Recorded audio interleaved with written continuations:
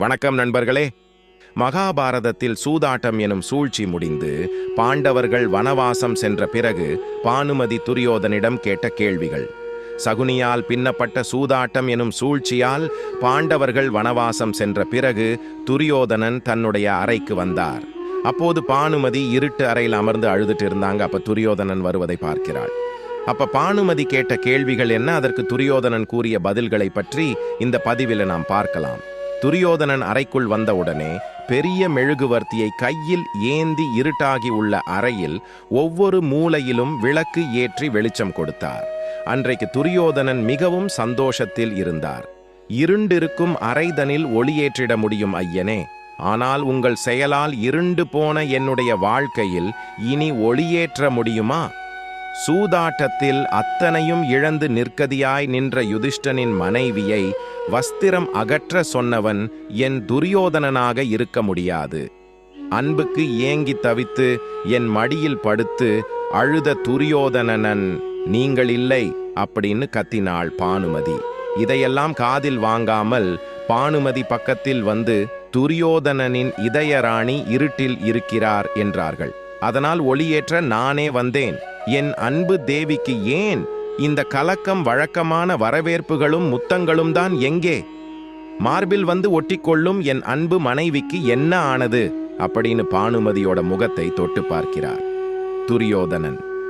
உடல் காய்கிறது தேவி, இந்த அளவு காய்ச்சலுடன் படுத்திருந்தாய் அப்படின்னு அதே மாறாத காதலுடன் துரியோதனன் கேட்கிறார். ஆம், வலிக்கிறது. இத்தனை நாட்களாக கட்டி வைத்த இதய கோவில் அஸ்திவாரத்துடன் தகர்ந்து போனது தாங்காமல் வலிக்கிறது. இன்று நடந்தேறிய அதர்மச் செயலில் பெரும்பங்கு என் கணவருடையதுதான் என்று நினைக்கும் போது மிகவும் வலிக்கிறது அப்படின்னு பானுமதி கண்ணீருடன் சொன்னாள். உன் மாற்றங்களுக்கு இதுதான் காரணமா? என் மீது மலை போன்ற நேசம் கொண்ட உன்னிடமிருந்து இதை நான் எதிர்பார்க்கவில்லை பானு. என்னிடமிருந்து எதை எதிர்பார்க்கிறாய்? குற்ற உணர்வையா, இல்லை அவளுக்கான இரங்கலையா? என்னையும் என் ஆருயிர் மித்ரன் கர்ணனையும் ஆயுதம் பறித்து இழிவுபடுத்திய ஒரு பெண்ணுக்காக நான் ஏன் வருத்தப்பட வேண்டும்? இன்று அவள் உணர்ந்திருப்பாள் இழிவுபடுத்தப்படுவதின் வலி என்னவென்று. இன்று அவள் அணு அணுவாக உணர்ந்திருப்பாள் என்று அதே கோபத்தோடு துரியோதனன் சொல்கிறான். நான் செய்தது தவறு என்று தெரியும், அதை நியாயப்படுத்த என்னிடம் காரணமும் உள்ளது பானு என சொல்லி பானுமதியின் முடியை காது குப்பின் தள்ளிவிட்டு பானுமதியோட கரம் பற்றி முத்தம் கொடுத்தான். இந்த துரியோதனனின் மனைவி அவர்களின் குல எதிரியான பாண்டவர்களின் மனைவி பாஞ்சாலிக்காகவா பரிந்து பேசுகிறாள் என்று கேள்வியோடு கேட்க, நான் பாஞ்சாலிக்காகவா பேசுகிறேன்? இல்லை, ஒட்டுமொத்த பெண்களுக்காகத்தான் பேசுகிறேன். இன்று நிகழ்ந்தது ஒட்டுமொத்த பெண் சமூகத்திற்கு இழைக்கப்பட்ட அநீதி, பெண்மைக்கு ஏற்பட்ட அவமானம். இதே நிலையில் நானோ உங்கள் தாயோ அல்லது உங்கள் மகளோ இருந்திருந்தாலும் இதே காரியம்தான் செய்திருப்பீர்களா அப்படின்னு கோபத்தோடும் கண்ணீரோடும் பானுமதி கத்தினாள். நிறுத்து பானு, ஏகப்பதி விரதையான நீயும் உலகம் பார்க்காமல் விழிகளை வஸ்திரத்தால் கட்டிக்கொண்ட என் தாயும் ஐவரை கணவனாக கொண்ட பாஞ்சாலியும் ஒன்றா? எனது மகளை இதற்குள் இழுக்காதே. அவள் சிறு குழந்தை பானுமதி. உன் புரிதல் தவறானது. அத்தனை பெண்களையும் நிர்வஸ்திரமாக்க நான் காமகன் அல்ல என்பதை உணர்ந்து கொள். உன்னை தொட்ட இந்த கரங்கள் இன்னொரு ஸ்திரீயை தொட்டதும் இல்லை, இனியும் தொடாது. நான் அவமானப்படுத்தியதெல்லாம் என்னை அவமானப்படுத்திய பாஞ்சாலியை தான். ஏகபத்தினி விரதனான என்னை நீ சொல்லும் அவச்சொற்கள் அர்ஜுனனின் அம்பை விட ஆழமாக துளைக்கின்றது பானு. என்னை உயிரோடு கொள்கின்றது. தயவு செய்து அழாதே அப்படின்னு பானுமதியோட கண்ணீரை துவைக்க போனான். உன் கை என் மேல் படுவதே தீட்டு. கையை தள்ளிவிட்டாள் பானுமதி. என்னை தனியாக விடுங்கள், நான் இழந்ததையெல்லாம் எண்ணி மனம் விட்டு அழ வேண்டும் என சொல்லி அழுகின்றாள். பானுமதி, உன்னை இந்த அகிலம் முழுவதும் சக்கரவர்த்தனியாக்கி மகிழ வேண்டும் என்பதே என் ஒரே லட்சியம். உன் அன்புக்காகவே வாழும் என்னால் நீ எதை இழந்தாய் பானுமதி? உங்களுடன் வாழ்ந்த இந்த வாழ்வில் நீங்கள் காட்டியது அதீத காதல் என எண்ணி என் மதியை இழந்தேன். தங்கள் மீது கொண்ட அன்பு, அர்ப்பணிப்பு இவற்றிற்கு ஆதாரமான காதலை இழந்தேன். என் குழந்தைகளை கலிங்கம் அனுப்பிவிட்டு நீங்கள் செய்த இழிச் செயலால் உங்கள் மீது நான் வைத்திருந்த பக்தியையும் இழந்தேன். என் முன்னிருப்பது என் துரியோதனன் இல்லை, இது வேறு யாரோ. ஏன் அவ்வாறு செய்தீர்கள்? ஏன்? என் கணவன் ஒருபோதும் ஒரு பெண்ணிற்கு அநீதி இழைக்க மாட்டான் என்று நினைத்திருந்தேனே. இறுதியில் என் கணவனே அவளை மானபங்கம் செய்ய உத்தரவிட்டு பெரும் அதர்மி ஆவான் என்று கனவிலும் எதிர்பார்க்கவில்லையே. குறைந்தபட்சம் அந்த சூதாட்டமாவது நேர்மையாக இருந்திருக்க கூடாதா? அப்படின்னு கண்ணீர் பெருக பானுமதி கேட்கிறாள். பானுமதி, இத்தனை நாட்களாக பாஞ்சாலி கூறிய கடுஞ்சொற்கள் என் இதயத்தில் ரணமாகி புண்ணாகி மருந்திட முடியாமல் சீல்காயமாகி அனுதினமும் வலிப்பது நீ அறியாததா?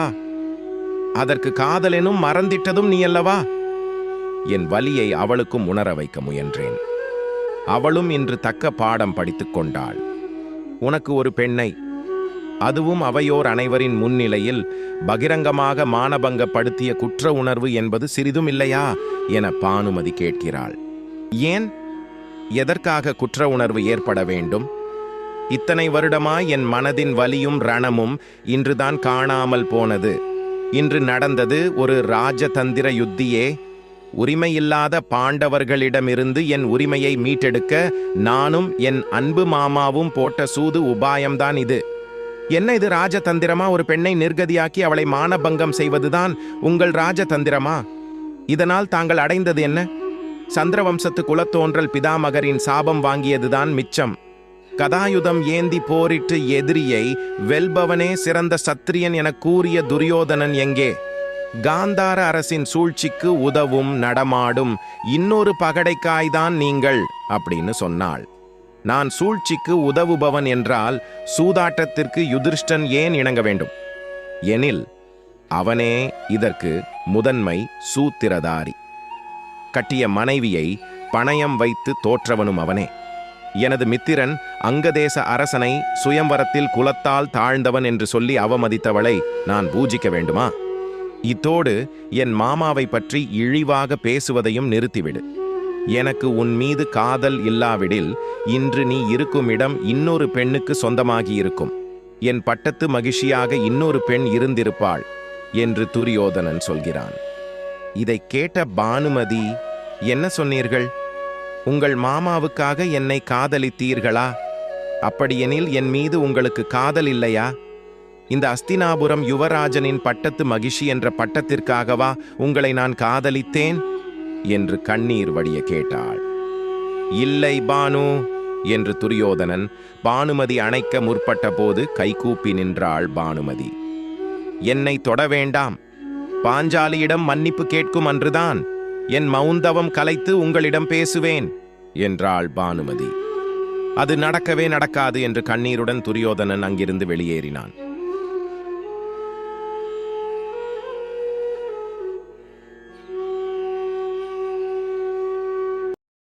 கதையை படித்த கேட்ட அனைவருக்கும் நன்றி. கதை பிடித்திருந்தால் நமது சேனலை லைக் செய்து சப்ஸ்கிரைப் செய்து கொள்ளுங்கள். நன்றி, வணக்கம்.